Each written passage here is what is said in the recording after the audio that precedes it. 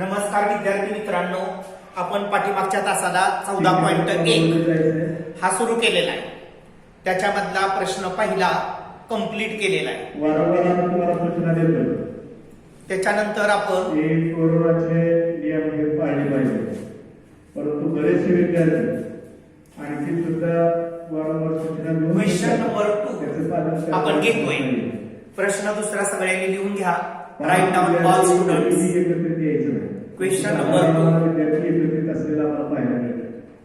Samir Rao has taken a loan of ₹12,500 at a rate of 12% per annum for 3 years. If the interest is compound annually, then how many rupees should he pay to clear his loan?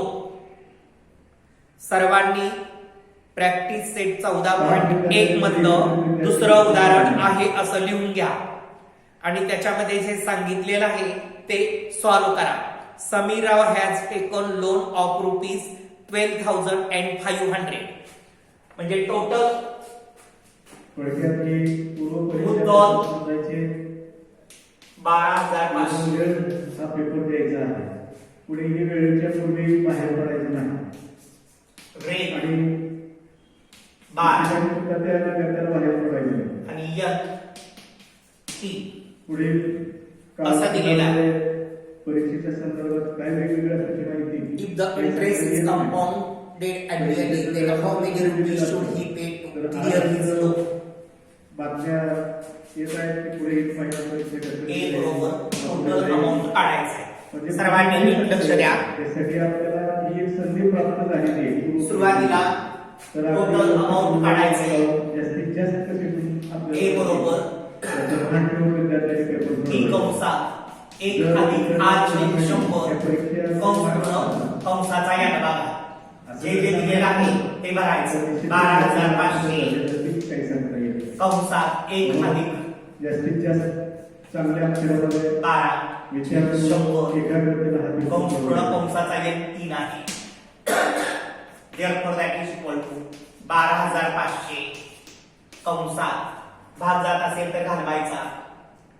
4 त्रिक 12 4 गुणे 8 4 पंचे 20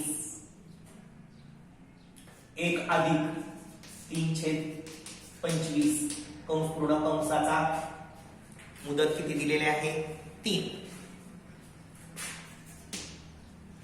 नंतर म्हणून A equal to 12,500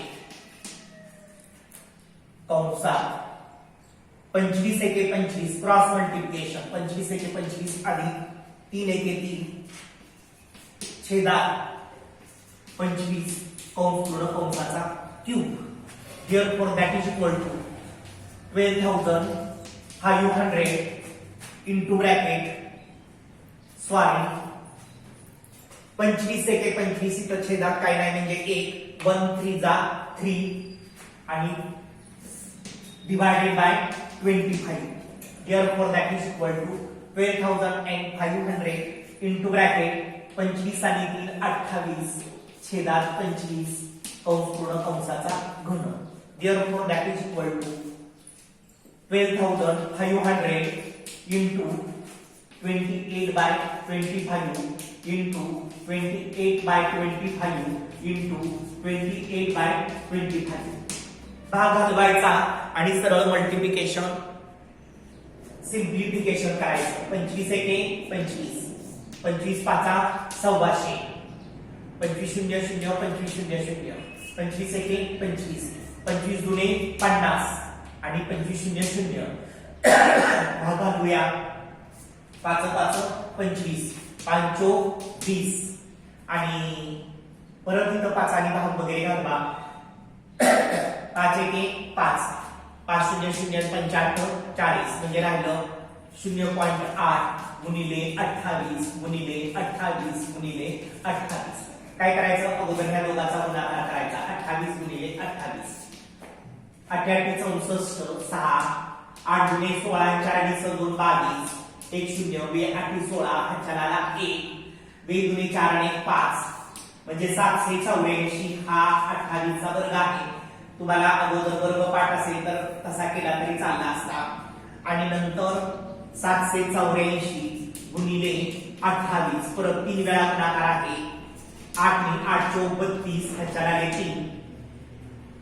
8 8 64 64 3 67 8 चौक 32 3 8 8 64 3 67 ह्याच्याला आले 6. 8 7 56 56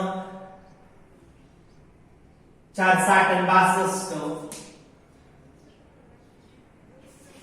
शून्य 2 आणि गुणायचं म्हणून 2 चौक 8 2 8 16 ह्याच्याला 2 7 14 आणि 15 2 8 7 15 6 2 8 1 9 6 5 11 ह्याच्याला 1 1 2 गुणिले 0.8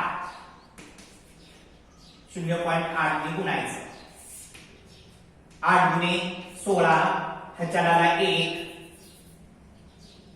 8 पंचे 40 आणि 1 41 ह्याच्याला 4 8 9 72 72 आणि 4 76 ह्याच्याला 7 8 1 8 8 आणि 7 15 ह्याच्याला 1 8 गुणे 16 ने 17 1 घरानंतर दशांश चिन्ह आणि त्याचं उत्तर वगैरे किती आहे ते 14.1.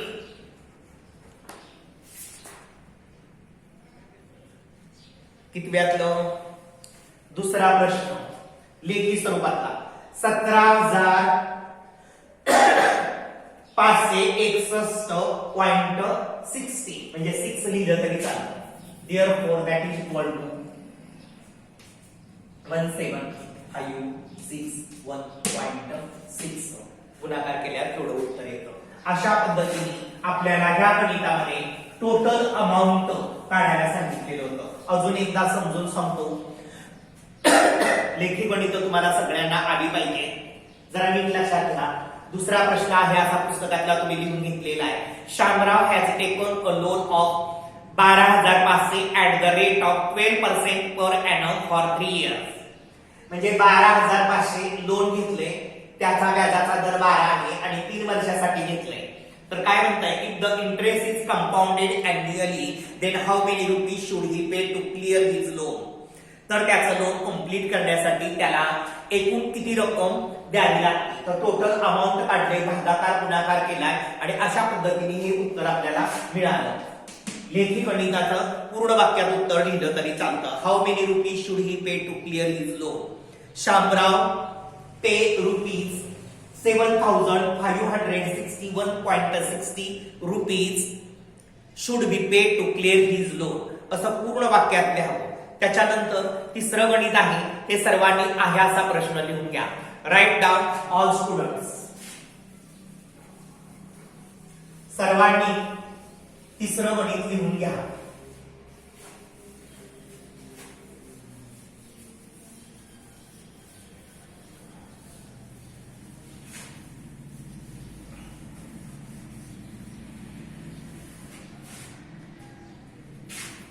Question number 3.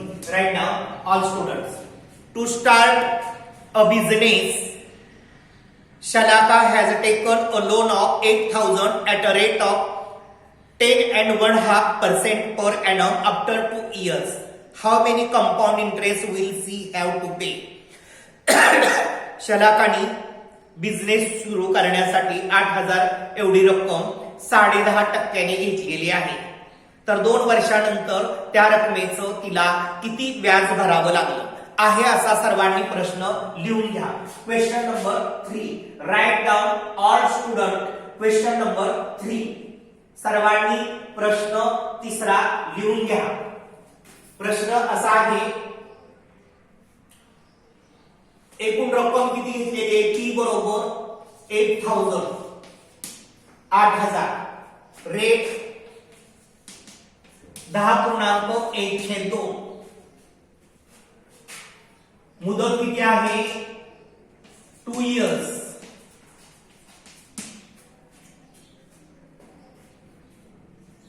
कंपाऊंड इंटरेस्ट काढायचा आहे. कंपाऊंड इंटरेस्ट काढण्यासाठी टोटल अमाऊंट काढावा लागतो. सर्वांनी नीट लक्षात घ्या. त्याच्यावरनं ए काढायचा, ए काढून नंतर मग टी काढायचा. कंपाऊंड इंटरेस्ट काढायचा. ए बरोबर पी कंसात 1 अधिक r छेद 100 कंस पूर्ण कंसाचा n वा घात. Therefore that is equal to 8000 into bracket 1 plus r काय लिहिणार आहे बघा 10 गुणे 20 20 आणि 21 छेदात 2. नीट लक्षात घ्या 10.5 म्हणजे 10 गुणे 20 आणि 21 छेद 2 म्हणजे r ची किंमत 21 छेद 2 गुणिले 100 म्हणजे 2 खाली आला. हाही भाग लक्षात आला तरी चालतो. n किती आहे 2 वर्ष. Therefore that is equal to 8000 कंसात भाग घालवला तर घालवता आला तर घालवा.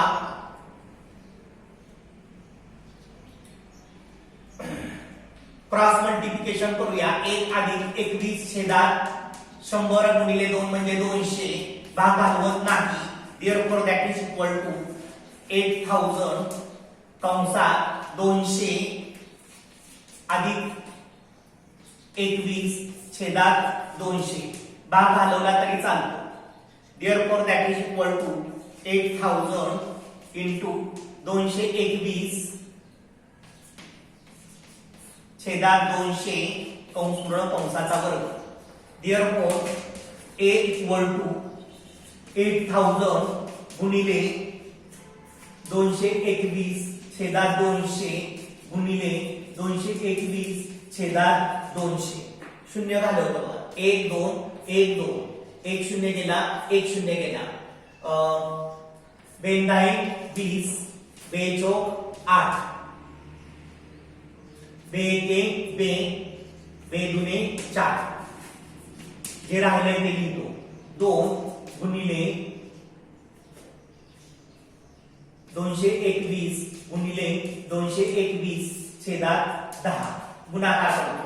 221 गुणिले 221 1 2 2 2 के 2 दुने 4 2 दुने 4 2 के 2 दुने 4 2 दुने 4 1 4 4 4 8 8 आणि 4 गुणिले 2 2 के 2 चौक 8 2 8 16 अच्छा 2 8 16 आणि 17 2 चौक 8 आणि 9 म्हणजे आणि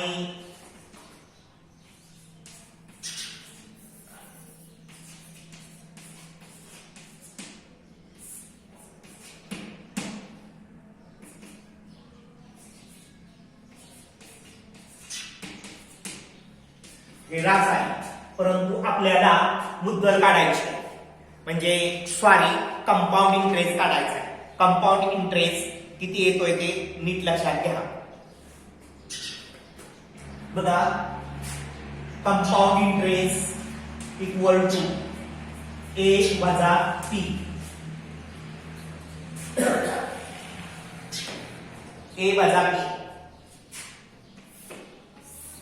म्हणून कंपाऊंड इंटरेस्ट इक्वल टू ए किती आलेले 97,000 आपलं 9,768.2 मायनस 8,000 1 2 3 बरोबर 1768.2 वर शून्य दिला तर चालतो. अशा पद्धतीने हे उत्तर आलं. कंपाऊंड इंटरेस्ट तिथं शून्य दिला तरी चालतो. 1768.20 अशा पद्धतीने आपण 14.1 कंप्लीट केला. त्याची उत्तरं पण बघा तुम्ही सर्वांनी टॅली करा तेवढीच येतात. अशा पद्धतीने 14.1 संपवला आणि पुढच्या तासाला आपण प्रॅक्टिस सेट 14.2 घेऊया. ओके आपण या ठिकाणी थांबू.